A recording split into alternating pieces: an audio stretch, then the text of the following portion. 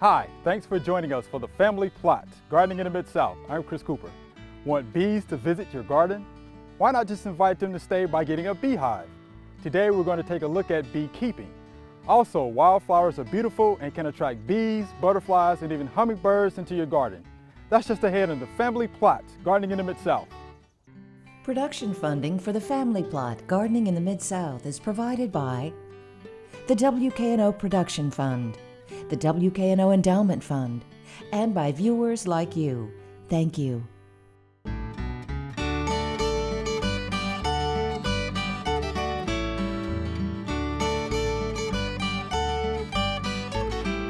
Welcome to the Family Plot. I'm Chris Cooper. Joining me today is David Glover. David is the Bartlett Bee Whisperer, and Andy Williams from Lichterman Nature Center will be joining us later to talk about wildflowers. All right, Mr. David. Hey, We we're have back. the get-ups on, huh? This is a little The different. bee suits. In bee suits. All right. We're actually in bees. Couple of things real quickly Okay. before we even start. One thing that is really hard for new beekeepers is keeping their smoker lit. Okay. Now, why do you use smoker? To alert the bees. Not, Alert, not well, alarm, alert. kind I of. got You may want to Okay. think about it. Most people think smoke is calming effect on Okay. bees. It doesn't.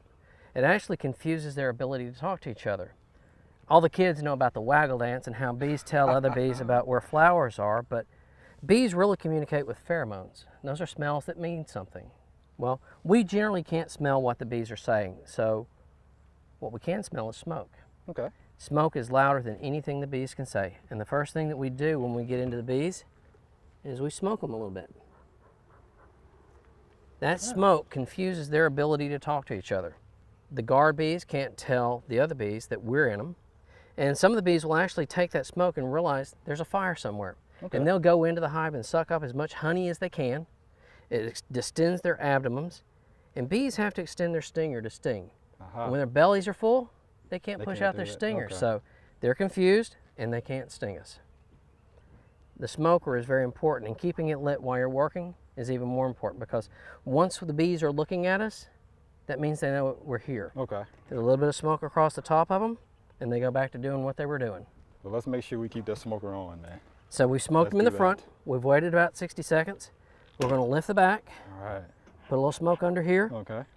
And the reason we're opening this hive is because I just got these bees from somebody's house last week, Okay. and we want to see how they're progressing.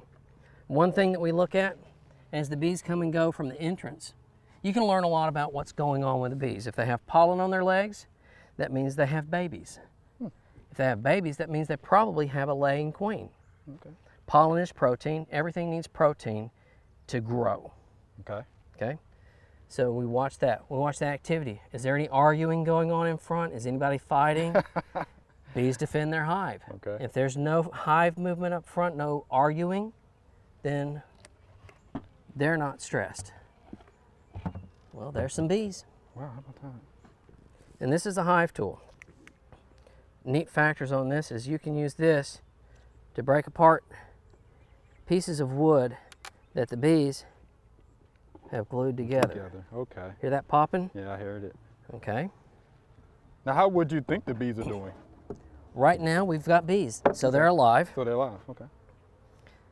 You see how they're looking up at us? See the I eyes? see that. Just a little bit of smoke.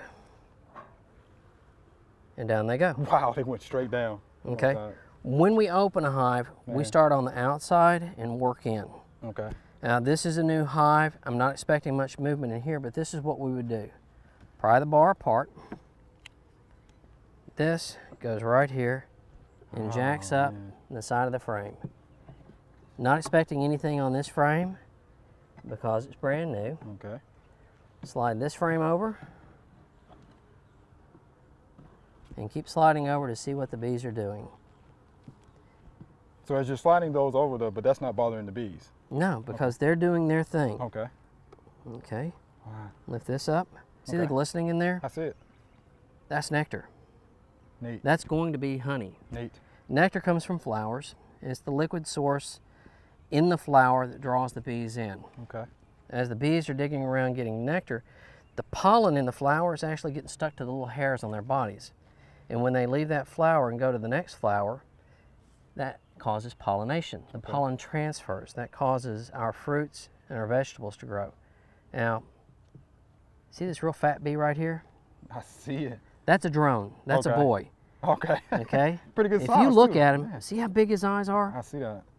His whole head is just about all eyes. He's got one purpose in life, and that's to find a new queen and mate with her.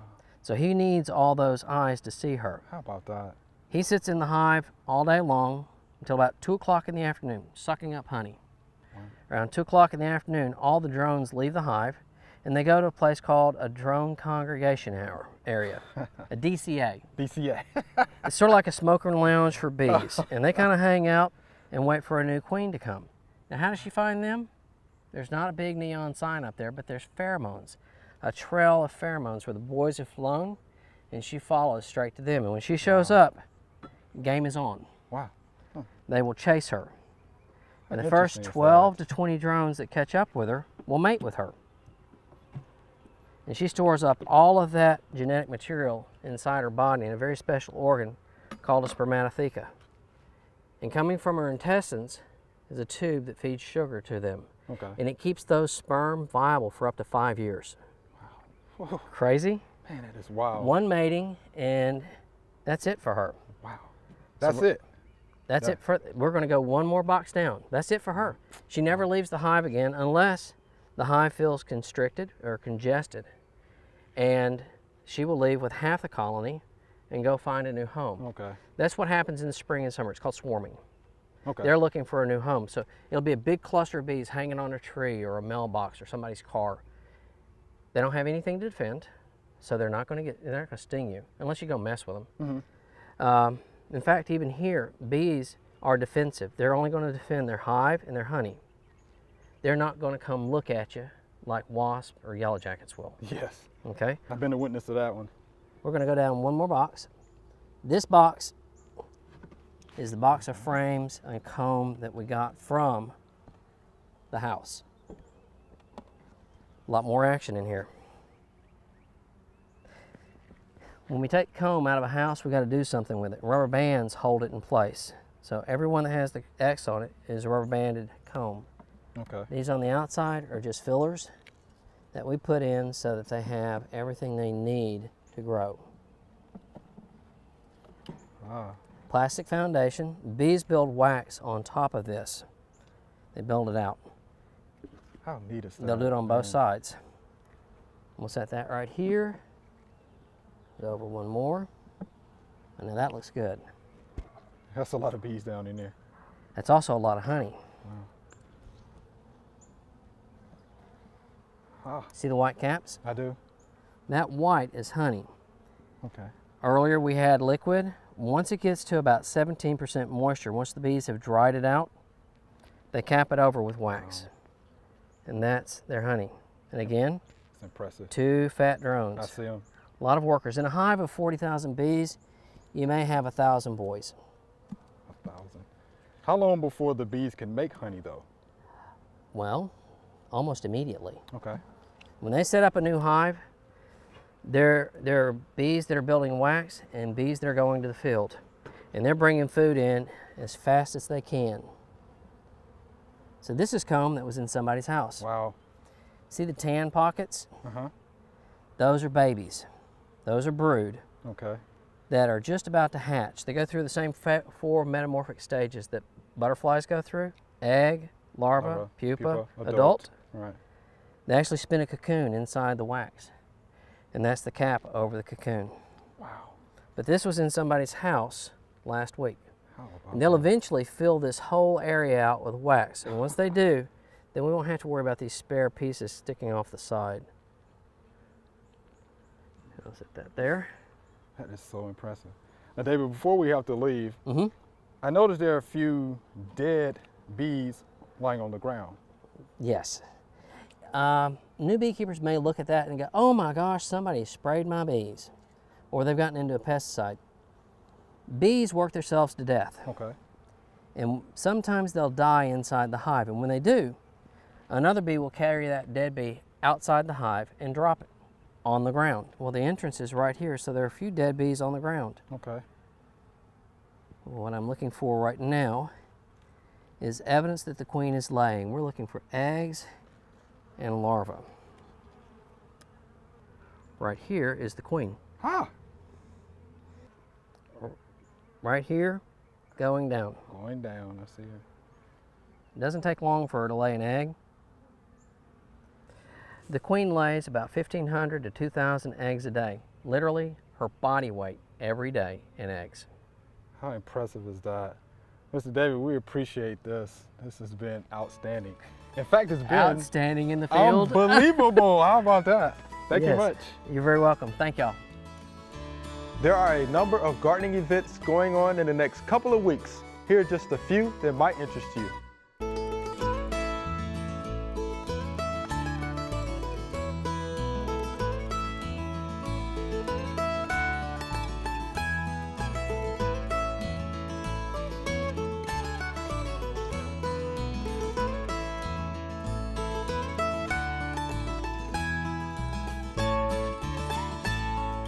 All right, Andy, let's talk a little bit about wildflowers.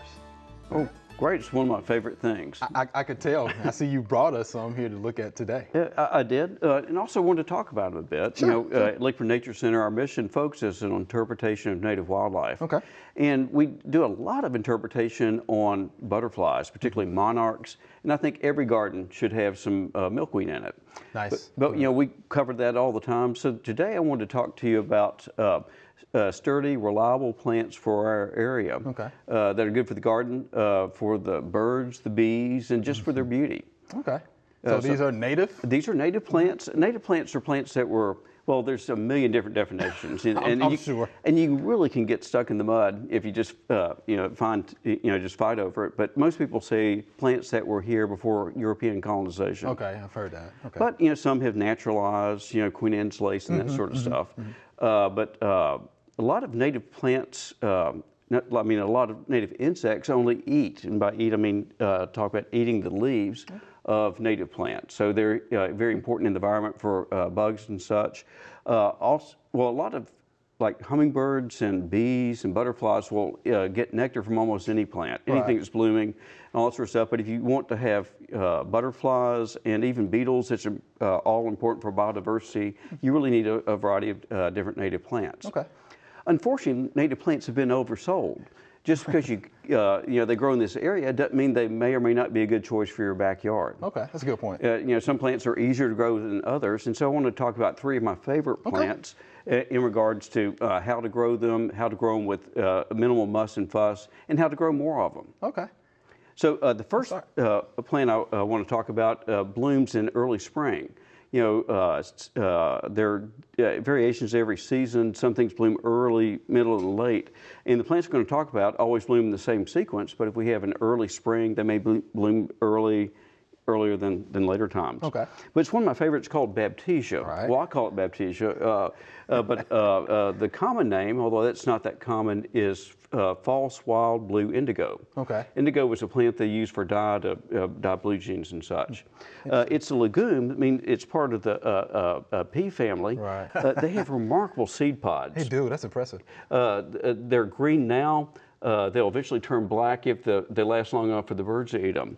If you open them up, and I don't know if they can see that on camera, but you can see all little baby peas, and as the season goes on and they mature, they'll be almost as big as English peas that you get at the grocery store. Wow. I don't know if they're edible, but they're really pretty that way. But if you don't want them to reseed, which they will, Okay. You can simply clip the seeds off. Baptisia also has a real pretty color. It's kind of a blue-green. Yeah, I liked it. I like it. And if you grow it in full sun, it's a sturdy plant and doesn't need staking. But if you cut it back by a third after it blooms, and you'll probably get a lot of these off if you cut off by a third, it makes a nice round blue-green shrub that stands up without staking the entire season. Okay. Okay.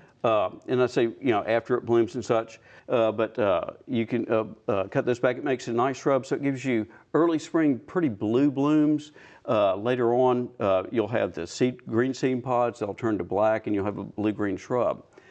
Right now in Memphis, there's another form of Baptisia. It's another species, Baptisia alba, that's white indigo. Okay. It's not quite as bushy, but it has spectacular tall white blooms. The second one, and this one is blooming right now, and what's not to like about this, but purple coneflower. Yeah, those are beautiful. Yeah, the scientific name is Echinacea purpurea, and what's not to like about it? I mean, it's just beautiful. It's got purple leaves, yellow seed head that turns black. The parts of the plants have medicinal uses. In fact, you go to the health food store, you can buy all sorts of Echinacea type supplements. I believe they're good for colds and other things. People ask me, well, how can I grow enough of this plant for herbal use? And say, well, you have to have a field. If you're looking for medicinal plants and like that, your backyard is probably not big enough. And so wow. Yeah, but the seed heads are just also good bird food. About the time that the seed heads start maturing, the goldfinches are in their breeding plumage. They're brilliant, and it's really something to look in your yard and see them eating the heads of the seed heads of the Echinacea. I clipped this off. This is going to have lateral blooms coming off. Okay. You can do fun things with Echinacea as far as pruning. Like if it's blooming purple and you got something next to it you think looks terrible, well, you can clip it back in middle of May, and it will delay the blooming, and and sometimes it'll even bloom more. It will encourage both lateral and basal growth on the plant. Oh, neat. Okay. So it gives you different effects. Also, if you've got it like Baptisia, if you have it in full sun, it's going to stand upright unless you have a wind or something. But if you do pruning at various points, you can give a sturdier plant that doesn't need staking. Okay. Nice. The last plant is New England aster. It's for fall bloom. This one is for, I don't know if they'll be able to see it on the camera, but it's just happens to have a single flower. In the fall, these are covered in masses of flowers. Okay. And it's just really spectacular having the blue with the yellow centers. It also gives you a late season food source for bees, monarch butterflies coming through, and that sort of stuff. Just like the other plants, if it's in full sun, it doesn't need as much staking. But during the year, and I typically cut this off, guess what, at July 4th, but I'll go back and clip back so the tops include to make bushier, smaller plants. Okay. And this particularly important if you get the wild, true New England aster, because those are 6 foot tall plants. Wow. So a lot of us don't necessarily want or have the room for 6 foot tall plants in your yard. And so you buy named cultivars, cultivated variety that have been bred for more profuse flowering and shorter stature. This particular cultivar, we call it Lichterman Mystery. And it's a mystery. Yeah, okay. Actually, about 10 or 15 years ago, a volunteer gave us a start of this plant, and we know it's New England aster. We know it's a cultivar, but we don't know which one, so we just call it the Lichterman Mystery. But most reputable garden centers have named cultivars, and like I said, the big advantage of the named cultivars is that they stay lower, and they're bred specifically for bright, intense colors and a low mounding habit. Wow. With the Echinacea and the Baptisia, they both reseed in your garden. If you save the seeds, you'll want to read online about scarification. Yeah. Wildflowers, like I said, just because you can grow them in your yard don't mean that they want to. Sometimes it's harder than you think. Okay. But there's a couple of easy steps, like with Echinacea, about storing them in wet sand in the refrigerator. These sort of things that you can read about online for both Baptisia and Echinacea if you collect the seeds to grow later. My technique is less formal. Particularly the Echinacea has like a 200% germination rate. Not really, of course, but every seed that the birds don't eat seems to germinate. Oh, okay. And so That's pretty good, though. so with the Baptisia and Echinacea, I'm just about running out of friends to share them with. Wow. Okay. So what I've done, I dig them up. We sell them in our annual plant sale. Yes. But it's if you like them. But if you cut these back before they go to seed, that reduces the seed counts. Okay. The asters reproduce differently, particularly named cultivars. Named cultivars are crossbreeds of different types of plants. And so the seeds, although I don't think there's a particularly high germination rate for asters, but they may not come true from seed, but they grow through your garden. You've got to be prepared to kind of keep the aster in bounds after it fills out the space you want it to, which is easily done, but you propagate the asters by root division. Root division. Yeah, you just basically look at a plant and you cut off chunks that you want, you move them elsewhere. Sometimes in groups of plants you have the middle of it kind of starts failing on you, and so it's really easy to rearrange their tough plants. I do recommend doing that work in spring. certainly well before 4th of July. Well before the 4th. Yeah, I was waiting for you exactly. to say that. Andy, we appreciate that information about wildflowers, and I can tell these are your favorites. Oh, they are. I have all these plants are in my yard blooming their heads off right now. All right, well, thank you much. You can attract many different kinds of birds to your yard with a variety of feeders. Two of our feeders here today are seed and suet. With the type of habitat given here, you'll be likely to see maybe chickadees, tufted titmice, Carolina wrens. This feeder here has a platform for your blue jays or even your cardinals to stand on, or your woodpeckers would cling to the suet and peck out pieces of suet. They would be insect eaters in nature, but they'll come to your pole system or your feeders if you have suet available. I hope you'll set up a feeder system in your yard and enjoy many different species. All right, Andy, it's our Q&A session. You ready? Sure am. All right, good questions and good images to go with the questions. I can't wait to see. All right, here we go with our first viewer email. I use Safer soap on my pepper plants, and now there are black spots on the leaves. What is it? And this is from Art in Eads. All right, Mr. Art. Phytotoxicity is what that is. Because you can see the uniform dead spots throughout the plant tissue, okay? He sprayed Safer soap residue. So if you have high temperatures, it can cause burning. In the spots where you applied the product. There you have it. You know, of course, certain plants, you know, have, you know, certain sensitivity levels to, you know, certain chemicals, which is why you should always read the label. Well, if you make a horrible mistake and apply that, can you wash it off in a certain amount of time that it will still kill what you're trying to kill, but get it off in time so it won't have phytotoxicity of the leaves? You can do that, but you're gonna have to be timely with it. And a lot of water. Right, and a lot of water. Yeah. Exactly. So it's best if you're gonna be spraying, you know, most of your plant material early morning, later on in the day, not during the heat of the day. Because again, if you're using soaps, it's gonna leave that residue behind, high temperatures. And what's the highest temperature you recommend applying an insecticidal soap? I usually tell folks I wouldn't spray any higher than 85 degrees. That makes sense to me. No higher than 85 degrees. We've had some damage in the greenhouse, so we oversprayed at the wrong time and all like that. Right. And an ounce of prevention's worth a pound of cure. Oh yes, it is. Yes, it is. And I have plenty of experience with that. So trust me, 85 degrees, you don't want to go any higher than that because you will cause phytotoxicity or you get some burning, you know, which is what this is, plant injury. So there you have it, Mr. Art. Hope that helps you out. All right, so here's our next viewer email. I know you like this one. Okay. I have milkweed in my garden. Butterflies love it, but this year it is covered with this yellow stuff. What is this? And this is Susan in Shelbyville. Oh, well, that's where I grew up. How about that? Well, those are oleander aphids, and they're really, they seem very prevalent this year. At the Nature Center, we have a lot of oleander aphids on milkweed, particularly the younger shoots and such. Okay. And they're terrible pests. I don't believe they're native to this country, but they're spread worldwide. The curator for our Backyard Wildlife Center has milkweeds. She doesn't have that, but she knows she's got lots of ladybugs. Okay, You know, which is good. It's a good thing. Exactly. They're ladybugs, lacewing insects, and also there's some parasitic wasps that prey on the aphids. But they reproduce like mad. They actually clone themselves. As far as I've been able to tell, there are no male aphids of this type in the wild. The females basically lay larvae. They clone themselves, and they can reproduce pretty wildly. Going back as far as rinsing with water, one technique is you can kind of blast them off and that sort of stuff. I would recommend that. This is not for the squeamish, but it's effective. But what I recommend personally with those is to put on some gloves. They excrete all sorts of nasty stuff. But just squish them. It's kind of satisfying. Try to get them early.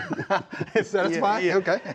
Well, for the people who are not squeamish. Yeah. I mean, there are some products you can apply. I heard someone said Windex works and that sort of stuff. You wouldn't go chemical. But if you're trying to attract monarchs and other insects, but you can kill the eggs with the same chemicals that treat the aphids.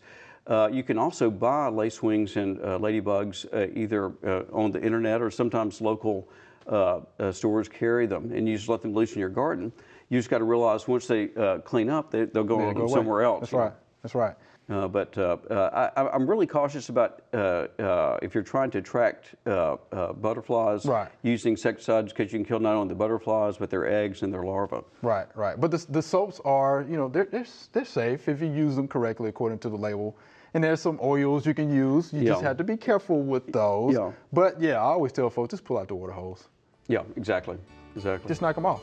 You'll be fine with that. All right, Andy. Okay. We're out of time. Oh, Thank you much. Well, appreciate you having me on. Always a pleasure. All right, thank you much.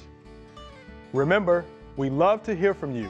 Send us an email or letter. The email address is familyplot@wkno.org, and the mailing address is Family Plot, 7151 Cherry Farms Road, Cordova, Tennessee 38016. Or you can go online to familyplotgarden.com. That's all we have time for today. Want to learn more about beekeeping or wildflowers? Go to familyplotgarden.com. You can rewatch those segments and find links to extension publications to learn more. Thanks for watching. I'm Chris Cooper. Be sure to join us next week for the Family Plot, Gardening in the Mid-South. Be safe.